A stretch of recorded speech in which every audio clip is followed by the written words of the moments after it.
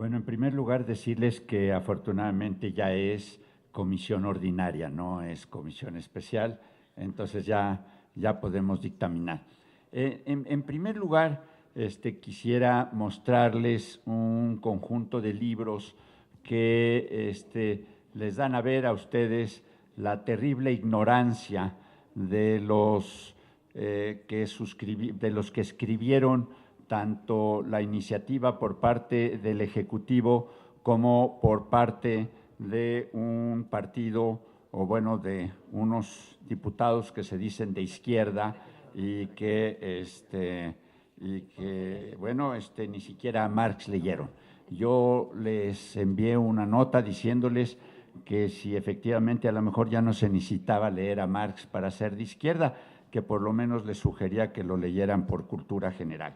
Pero aquí hay libros que acaban de salir, no son viejos, y que demuestran que la ley de competencia económica, las dos iniciativas, nos hacen retroceder a los primeros 50 años del siglo XIX. Si, mientras el mundo está avanzando hacia el siglo XXI, esta ley de competencia económica sí efectivamente acaba siendo votada y publicada en el Diario Oficial de la Federación, nos retrocederá hacia los primeros 50 años del siglo XIX. Este libro está publicado por un profesor de Harvard.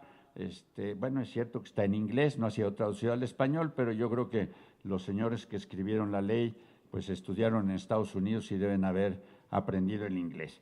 Y habla sobre lo que sucedió en la segunda revolución industrial. Les recuerdo, la primera revolución industrial es la del siglo XVIII, la segunda revolución industrial es la que comenzó en 1870 con los ferrocarriles, el telégrafo, el barco de vapor, y trae todos los datos, sector por sector, de Estados Unidos, de Gran Bretaña y de Alemania, de cómo precisamente lo que permitió que esos países crecieran en esta segunda revolución industrial es una competencia que se llama competencia por méritos y no una competencia que se va a dedicar a talar empresas. Ahorita me voy a explicar con lo que quiero decir talar empresas.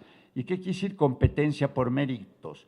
Competencia por méritos quiere decir que mejoro la tecnología de la empresa, que mejoro el producto de la empresa, que mejoro la organización de la empresa, que mejoro la distribución de la empresa.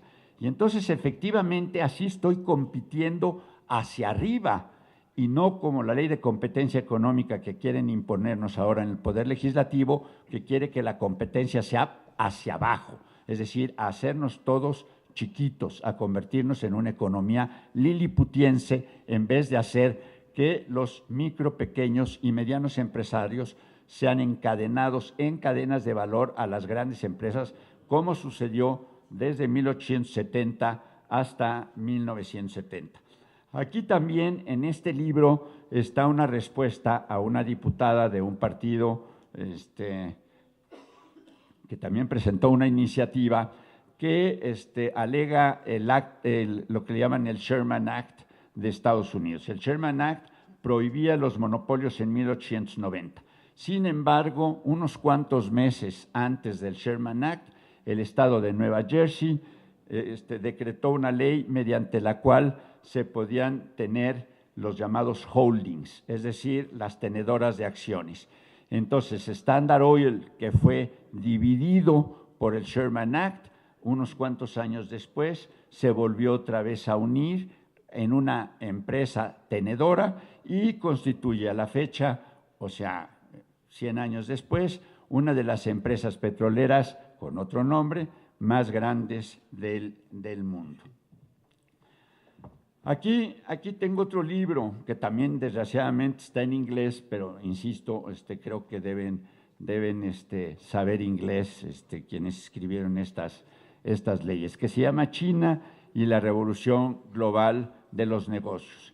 Y muestra cómo efectivamente en la tercera revolución industrial, es decir, la que vino de 1970 a la fecha, efectivamente las organizaciones cambiaron de ser organizaciones fordistas, es decir, una organización gigante en donde todas las partes del automóvil, por ejemplo, ahí se ensamblaban, a ser una gran organización planificadora con toda una serie de redes de valor de pequeñas, medianas y microempresas que era quienes la abastecían de sus proveedores. Y cómo efectivamente China, para poder alcanzar el 10% de crecimiento anual que ha alcanzado, tuvo que escoger entre 20,000 empresas que solicitaron ser las grandes empresas de China, 120 que efectivamente son las grandes empresas chinas. Y aquí vienen, si alguno de ustedes tiene interés en verlas, aquí traigo cada una de las descripciones de las 120 empresas chinas más grandes, que son las que permiten que China crezca al 10%. Y también, si quieren que les diga lo que harían con las grandes empresas, la ley de competencia actual, les digo cuántas efectivamente, qué porcentaje de los mercados ocupan cada una de las grandes empresas. A ver, ya me hice bolas con las páginas. No, aquí está. Por ejemplo,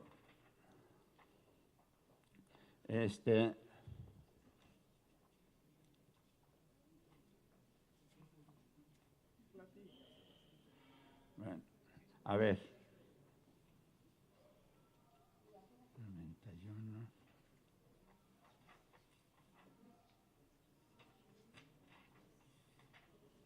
Bueno, miren, nada más, ahorita la encuentro, pero a ver, Boeing ocupa 70% del mercado mundial de aviones.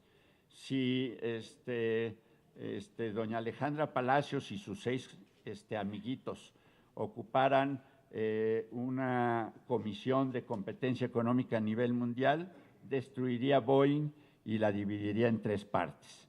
Airbus ocupa 30%. General Electric fabrica el 60% de los motores para los aviones. Pratt & Whitney fabrica 30%. Coca-Cola ocupa 70% de las ventas mundiales. Y así tengo toda una lista. Si nosotros nos hiciéramos chiquitos, nos tomarían 23 años para alcanzar la industria aeroespacial. Nos tardaría 16 años para alcanzar los bienes de capital. Nos tardaría 14 años para alcanzar los bienes de consumo. Y así, etcétera, etcétera. ¿Qué es lo que pasa también con los otros libros? ¿Por qué traigo otros? Porque traigo uno sobre Taiwán, si quieren aprender la experiencia de Taiwán. En Taiwán el ejemplo es muy bonito. Taiwán fue tomado militarmente por Chiang Kai-shek y el Kuomintang cuando Mao Zedong y el Partido Comunista China los corrió de China el 1 de octubre de 1949. Y a pesar de ser terriblemente anticomunista, lo que hizo fue formar grandes empresas del Estado para que esas grandes empresas del Estado se aliaran con otras empresas privadas y pudieran pasarle patentes a las micro, medianas y pequeñas empresas de Taiwán y pudieran crecer. La mejor incubadora de empresas del mundo está ahorita en Taiwán. Taiwán produjo ya a nivel mundial computadoras, etcétera, etcétera. Este libro trae el artículo de Chalmers Johnson, que fue el primer expositor en el mundo occidental de por qué los keiretsus japoneses eran las empresas grandes, únicas, capaces de competir con las grandes empresas occidentales. Esta es una escritora de MIT, de donde vienen algunos de nuestros ilustres funcionarios, y se llama Alice Amsden, y ella en 1989 demostró por qué los caiboles coreanos eran fundamentales para poder integrar toda la economía en Corea y poder efectivamente competir a nivel mundial. Nosotros empezamos a armar automóviles antes que los coreanos. No tenemos un solo automóvil con nuestra marca. Empezamos a armar televisoras antes que los coreanos. No tenemos una sola marca mexicana. Los coreanos tienen televisoras, tienen teléfonos, tienen automóviles.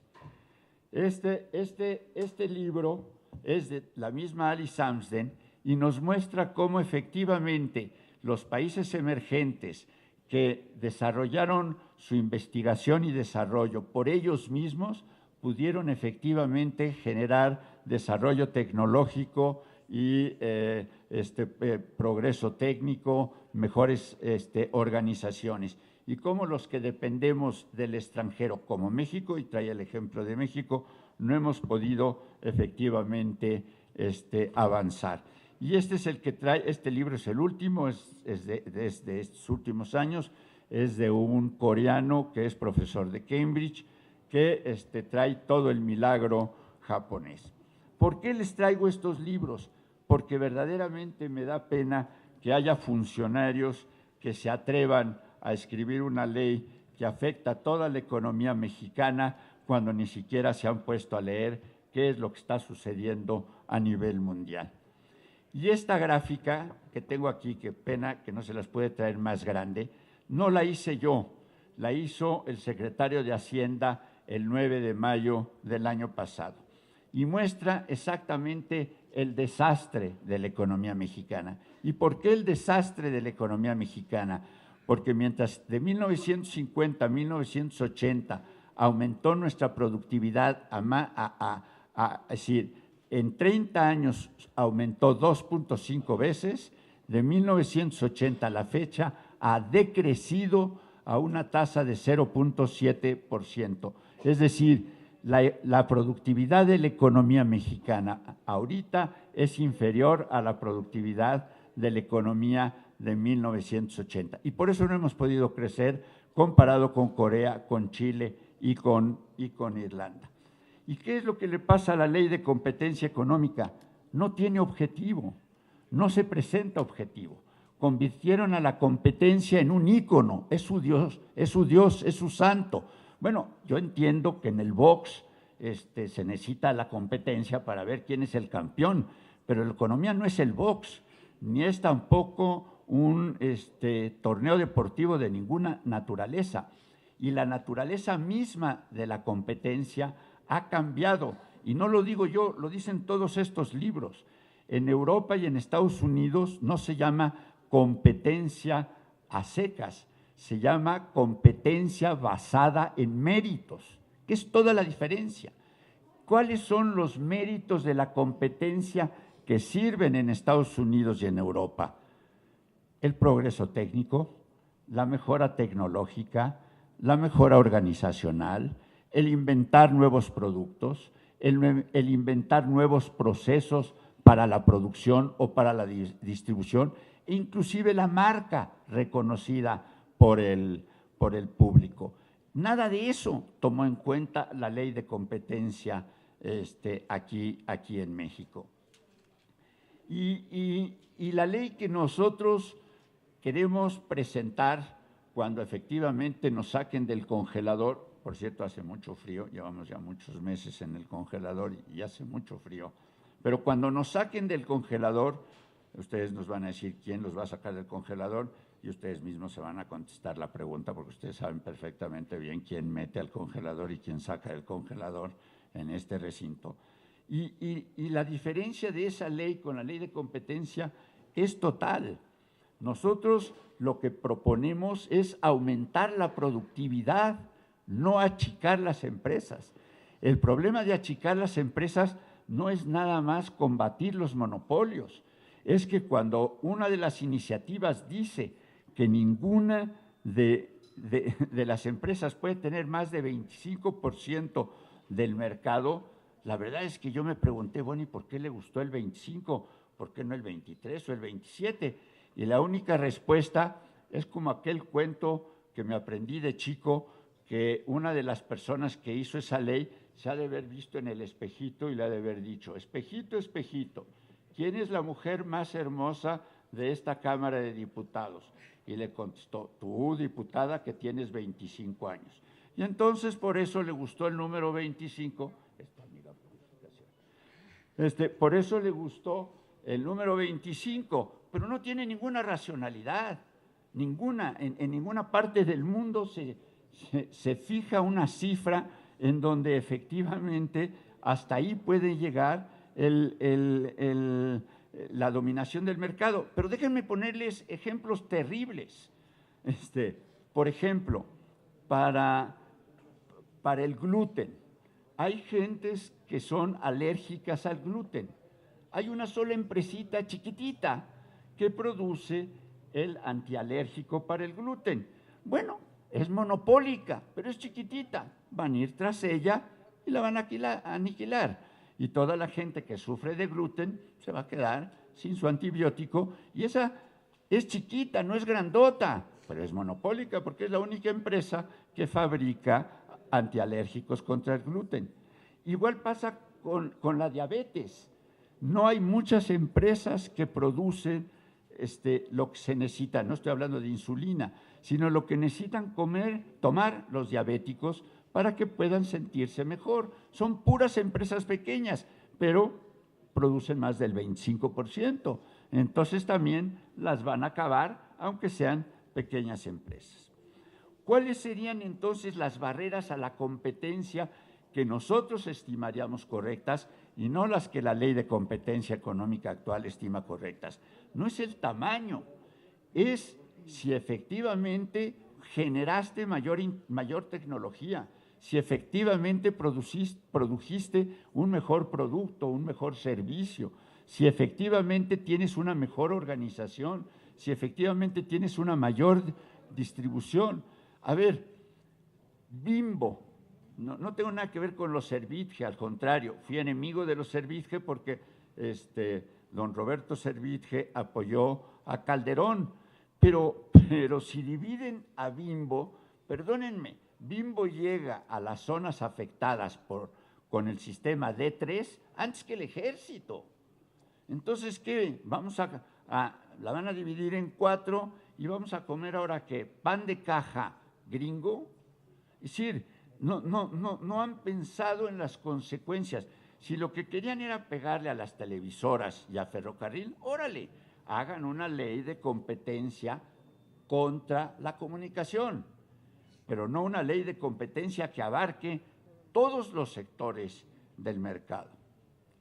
Entonces, es muy diferente barreras a la competencia que en Europa y en Estados Unidos se estimulan, porque ese es el progreso, a las barreras a la competencia por el tamaño que plantea la actual ley de competencia económica. Los insumos esenciales. Bueno, pues el alimento es el insumo esencial. Bueno, tengo compañeros priistas hasta eso, priistas en la Comisión de Competencia que viven en los Altos de Jalisco. Todos los Altos de Jalisco producen 55% del huevo nacional, más que Bachoco. Bueno, ¿qué van a hacer? A todos les van a dar Matarili y a todos ellos, conforme dice una ley, como han sido cómplices en la venta de huevo que abarca 55% del consumo nacional, pues yo lo que dije, los que estamos aquí vamos a tener que subir un punto de acuerdo para convertir el Estadio Azteca en una prisión para que quepan pues, todos los habitantes de los Altos de Jalisco, ¿no? Porque pues, todos ellos de una manera o de otra han vendido huevo 55%. Entonces, al final de cuentas, yo quisiera terminar con un problema que es todavía mayúsculo. Bueno, dos problemas que son mayúsculos.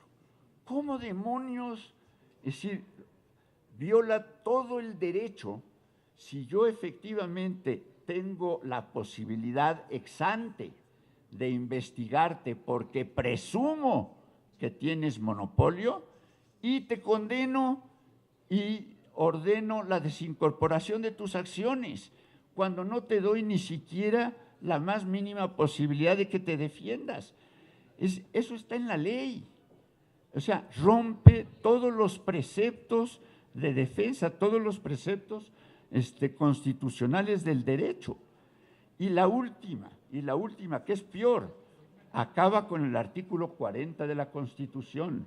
El artículo 40 de la Constitución dice que si el 39 le da al pueblo mexicano la posibilidad de ser soberano en este país, esa soberanía se expresa, según el artículo 40, en poderes constitucionales, que son el Ejecutivo, el Legislativo y el Judicial. Bueno, ahora resulta que 7 fulanitos, electos por nadie, designados por alguien, van a poder elevar a controversia constitucional una política del Poder Ejecutivo, del Poder Municipal, el Poder Ejecutivo Federal, del Poder Ejecutivo Estatal, del Poder Ejecutivo Municipal o cualquier ley que redacte cualquier poder legislativo.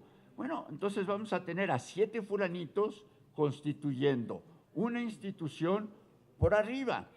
Y si juntamos a esos 7 fulanitos con los 7 fulanitos de IFETEL, con Carstens del Banco de México, con los 7 o 9 del IFE, con todas esas instituciones que estamos haciendo por arriba, bueno, yo les diría, cambiemos de denominación. En vez de llamarnos una república representativa democrática, llamémonos una república platónica, y en vez de filósofos, pues tendremos a tecnócratas que sean los que efectivamente manden en este país. Bueno, pues muchas gracias y perdonen el rollote tan largote.